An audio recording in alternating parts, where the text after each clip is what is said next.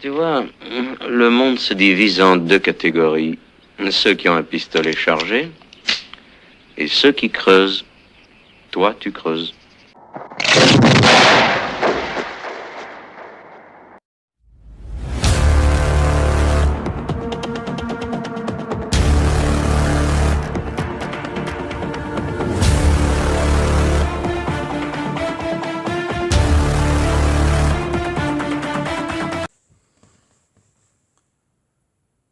Salut les amis et rebonjour sur Inotiné. Alors je vais refaire une vidéo là que j'avais déjà prévue avant le décès de Chuck Norris, ça m'a fait un peu tout décaler.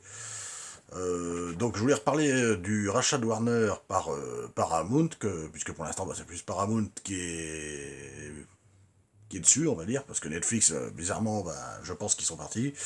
Donc je vais revenir sur l'affaire, hein, parce que ça va peut-être se concrétiser, mais pas encore maintenant, ça continue. Donc fin 2025, Netflix propose de racheter, si vous vous rappelez bien, de racheter Warner Bros, donc tout ce qui est le groupe Warner, Bros Discovery, tout ça, hein, donc pour 83 milliards de dollars. Évidemment, derrière ça, Paramount fait une contre-offre de plus de 110 millions, je crois, un truc comme ça, et en février 2026, donc Paramount propose environ 110 millions, 110 milliards, pardon, de dollars, et Netflix, lâche l'affaire, apparemment. Donc Paramount devient l'acheteur prévu, et si les autorités de concurrence et les actionnaires valident l'opération, ce qui peut durer plusieurs mois, voire peut-être même une année. Si ça se passe bien comme prévu, normalement, ça pourrait être finalisé fin 2026. Donc c'est pas encore racheté, parce que je voyais déjà des gens qui disaient Paramount a acheté Warner, non, c'est pas encore fait, il faut que les décisions tombent, donc ça sera seulement vers fin 2026. Alors, pourquoi Warner Bros. Il pourrait avoir Warner Bros, donc HBO, HBO Max, DC Studios, les studios Paramount, et des chaînes de franchise TV, magazines, voilà. Et c'est pour rivaliser avec Amazon, par exemple, qui est déjà un géant. Alors, ça ferait... Alors, il y a du positif et du négatif là-dedans, parce que ça mettrait plus de moyens pour produire les blockbusters, forcément. Il y aurait une meilleure capacité à rivaliser avec des plateformes déjà existantes, ou des plateformes tech, et des fusions de plateformes streaming, comme par exemple HBO Max pourrait fusionner avec Paramount+. Alors, il y a des inquiétudes aussi. Ce qui pourrait pas suivre, justement, c'est il y aurait moins de concurrence avec le ciné et le streaming. Et les risques de licenciement dans les studios et les chaînes TV aussi. Ça suivra pas. Et bien sûr, la crainte de production plus formatée, comme les franchises, super-héros, ça va être que ça, quoi. Déjà, Disney nous en a gâché pas mal, donc il y a aussi du moins bon qui peut arriver. Il faut voir, quoi. C'est logique, mais inquiétant. C'est-à-dire que logique, parce que Hollywood, lui, se consolide pour survivre, on va dire, et inquiétant, face aux plateformes, survivre face aux plateformes numériques, hein, j'entends, et inquiétant parce que moins il y a de studios, c'est ce que je me suis fait comme réflexion, j'ai noté, moins il y a de studios indépendants, plus l'offre va être culturelle peut se réduire. Voilà, donc c'est un peu la même logique que le rachat de la Fox par Disney à l'époque, si vous vous rappelez bien, un géant qui devient encore plus, un géant qui devient encore plus gigantesque, en fait, voilà.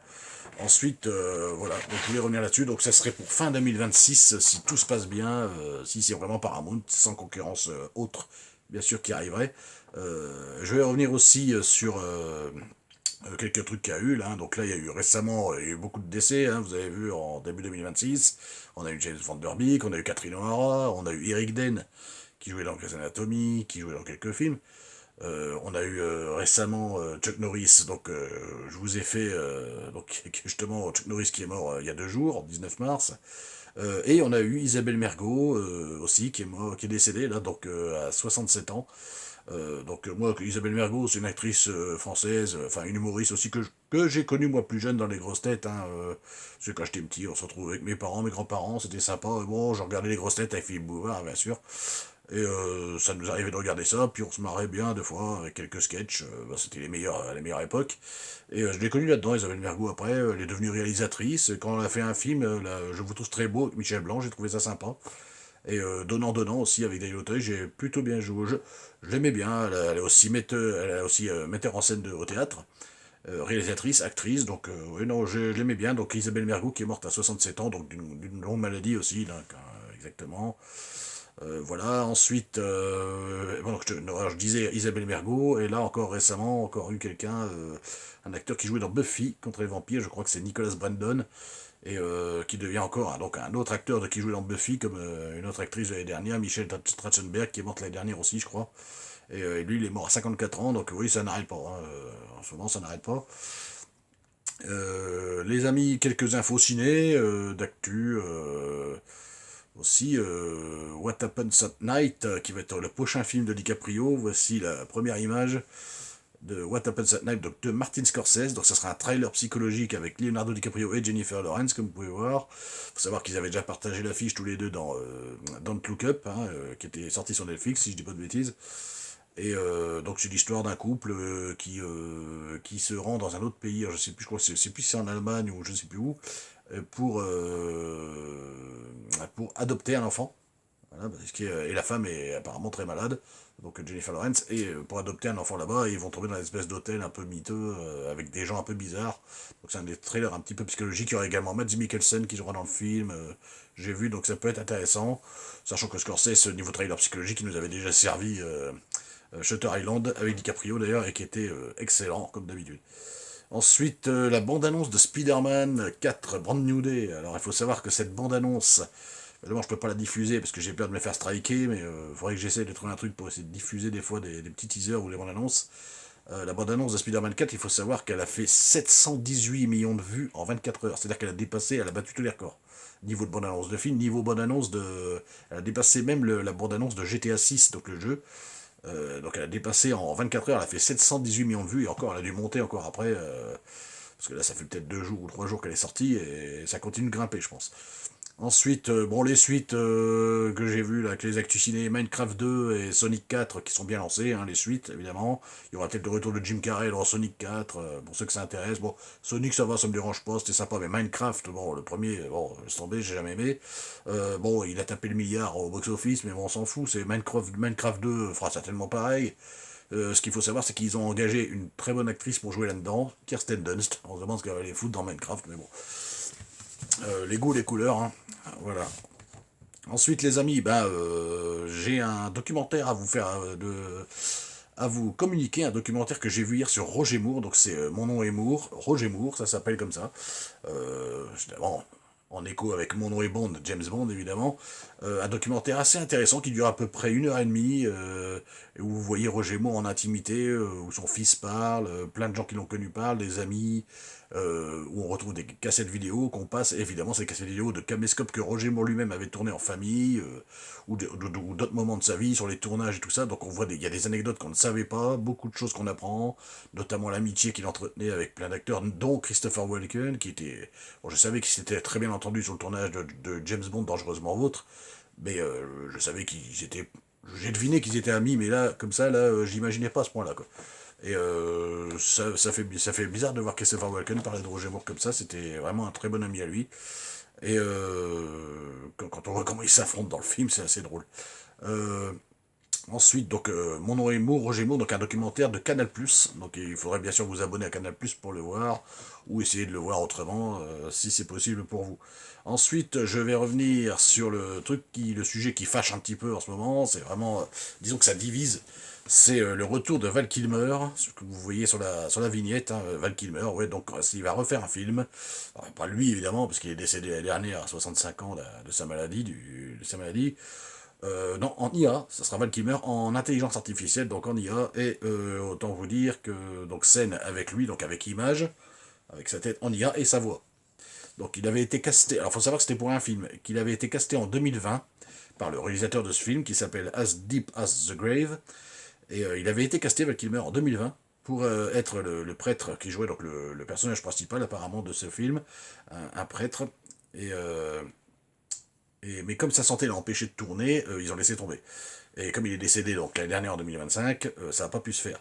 Donc le Réal a donc utilisé des archives photos et vidéos et a fait une reconstitution numérique donc de son image et de sa voix avec l'accord de sa famille et de son esthète. Donc Val Kilmer aurait donné son accord de son vivant Et vu qu'il était très friand de nouvelles technologies, et ça l'intéressait pas mal, il aurait donné son accord, donc du coup, pour qu'on utilise son image, IA, et sa voix. Donc, il faut savoir que ça avait déjà été fait quand il a fait Top Gun 2 Maverick, quand il apparaît dans Top Gun Maverick, la scène avec Tom Cruise, quand il lui parle, on entend sa voix, c'est pas lui, il bouge les lèvres, mais il essaie de parler, mais c'est pas son son qu'on entend, c'est sa voix qu'on entend, mais en tant que IA. Exactement, qu'on entend. Bon, c'est très bien, elle est très bien réalisée cette scène, parce qu'on voit que c'est Val Kilmer, elle est toujours là, mais par contre, c'est quand même sa voix en IA qu'on entend, parce qu'il ne pouvait plus parler, à ce moment-là déjà. Et donc, oui, il avait donné son accord, donc qu'est-ce que vous voulez dire à part ça? Bah, il a donné son accord, donc là, on peut pas aller contre, évidemment, son avis. Je sais qu'il y a plein de gens qui sont contre, dont moi d'ailleurs, hein, et voilà, c'est lui qui a décidé, il a voulu. Le problème, c'est que bon, si ça commence comme ça, bon, évidemment, il y aura d'autres films qui vont être faits en IA, mais bon, le moins possible, j'espère. Mais bon, on pourra pas aller contre. Hein. Mais ce que je veux dire, c'est que un jour, on s'est apprend forcément, ils vont prendre des acteurs décédés. Bon, ça, je vous dis garantement, je suis contre. Je suis carrément contre ça. Moi, je comprends qu'on peut aller demander à une intelligence artificielle, voilà, aller sur ChatGPT, demander des trucs, s'amuser à faire des vidéos, à faire des montages en IA. Oui, ça c'est marrant. Mais commencer à tourner des films donc en prenant, je sais pas, une personne décédée comme Val Kilmer par exemple, bon là il a donné son accord, c'est pas pareil, mais imaginez, bon, même sans accord, un jour ils le feront quoi. Ça va être comme ça tout le temps après, enfin j'imagine. Et j'espère pas du moins. Mais ça va être comme ça, enfin ça nous arrive en pleine gueule de toute façon, c'est sûr et certain. Mais voilà, donc moi je suis contre. Mais imaginez s'ils prennent par exemple un jour Bruce Willis, hein, par exemple Bruce Willis, si jamais il décède, ils vont nous faire un Die Hard 6 avec Bruce Willis, voilà, avec sa voix, avec son ancienne voix même, ça se trouve, et puis voilà, donc évidemment, bon, il y en a qui aimeront bien, mais moi, non, il y en a beaucoup qui aimeront pas aussi. Donc voilà, je trouve ça un petit peu, moi je trouve ça dommage, personnellement. Après, on va me dire que c'est le progrès, mais bon, quel progrès, quoi.